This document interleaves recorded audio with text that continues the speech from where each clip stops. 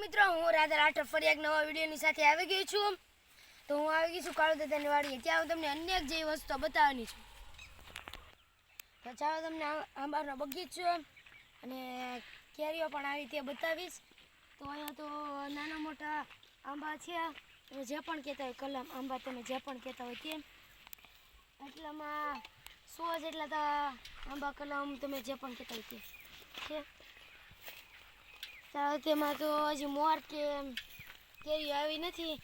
કેરીવાળા આંબા પણ તમને દેખાડીશું. તો એમ પણ સાઈડમાં ઝાડ અને બાજરો છે. આ બધી ઝાડ છે ને તેમાં આવી રીતે ઝાડ આવી પણ ગઈ છે. તો ચાલો આગળ જઈએ.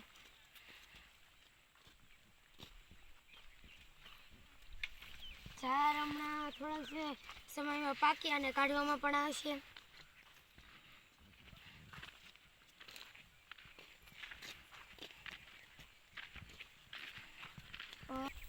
તો આ બધી જ કલમો છે તેની નીચે દેશી ખાતર નાખવામાં આવ્યું છે. તે દેશી ખાતર નાખવામાં આવે ત્યાં બે મહિનામાં છે ને ફરીવાર ફળ આવવા મળે, કેરીઓ આવવા મળે તે માટે. તો ચાલો આગળ જાય.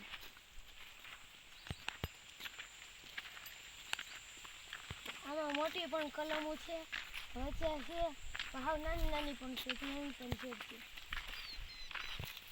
અહીંયા નાની મોટી કલમો અને મોટા બગીચા આંબાના જેવી નારિયેળ છે એની જેવી વસ્તુઓ છે.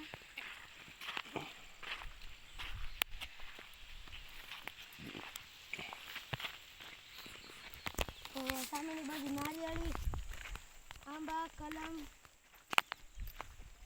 સામેની બાજુનો ગાયોને માટેલો ચારો પણ છે.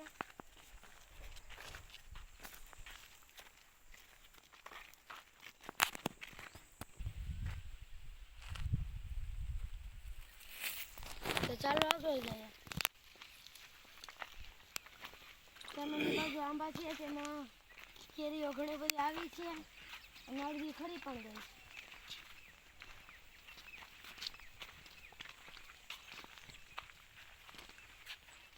તો અહીંયા ઝાડ અને બાજરો બે છે.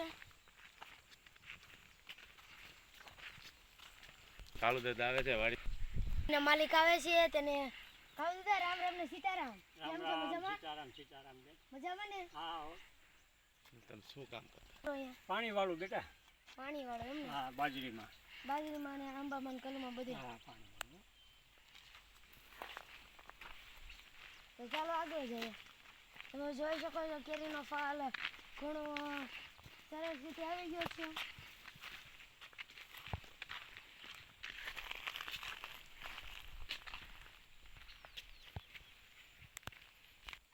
તો આ ગીર તાલાળાની કેસર કેરી છે, તમે જોઈ શકો છો.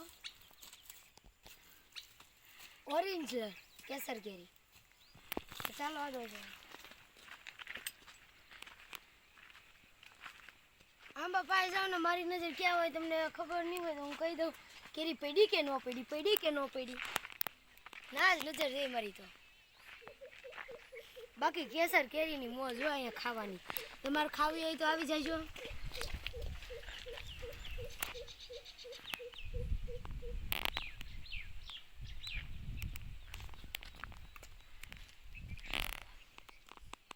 તો અહીંયા પણ ઝાડ વાવી ગયેલી છે પણ ત્યાં હવે હજી ઝાડ દેખાતી નથી.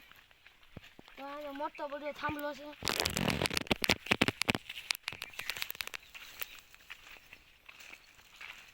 અહીંયા બિલ્લી પણ છે.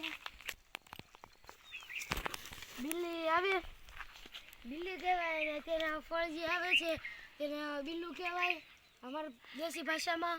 અને તેનું જ્યુસ પણ ઘણું ખાવાની મજા આવે અને આથરા પણ થાય. એ ફળ જો અહીંયા નાના નાના જ છે. અહીંયા આવી જજો. એ નાના નાના જ છે તેના ફળ. હજી મોટા થાય એમ પછી પાકશે તેનું પછી કાળુ દાદાની વાડીયાથી અમે 6-7 લઈ જઈશું અને જ્યુસ બનાવીશું. અને અહીંયા કાળુ દાદા કહેતા તેવી જ રીતે પાણી વાળવા આવ્યા હતા. એ પાણી વાળીને હવે જતા રહ્યા છે તેમની ઘરે. તમે જોઈ શકો છો લુમખા લુમખા આવ્યા છે. તો ચાલો આગળ જઈએ.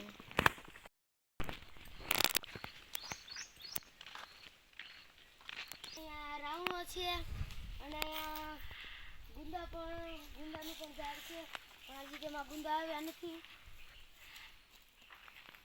અને આ બધું જ ગાયની માટેલું ચારો છે, તેને ખવડાવવામાં આવે.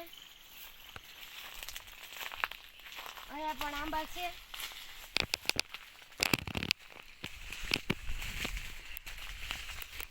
તો ચાલો જૂનું ઘર છે, સામેની બાજુ નવું ઘર છે. ચાલો તો નવા ઘરે જઈએ.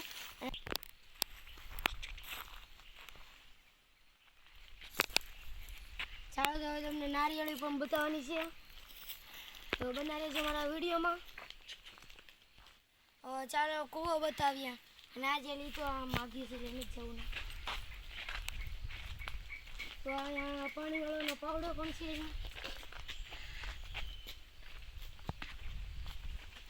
તો અહીંયા ચોરસ કૂવો છે.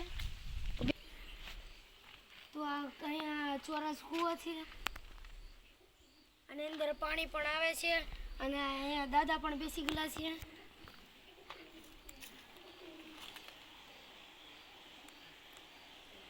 મને એ વાત નથી ખબર પડતી તો પાણી આમાંથી આવતું કેમ હશે, આ ખોદ્યું કેમ હશે, કેવી રીતે ખોદ્યું હશે, હું વસ્તુ જોઈતી હશે ત્યારે આ ખોદાયેલું હશે, કેવી રીતે આ બધું કર્યું હશે, મને કાંઈ ખબર નથી. પણ તોય પણ હું તમને આ વિડીયો બતાવું. તો આજનો વિડીયો મારો અહીંયા. તો ચાલો આગળ જાય.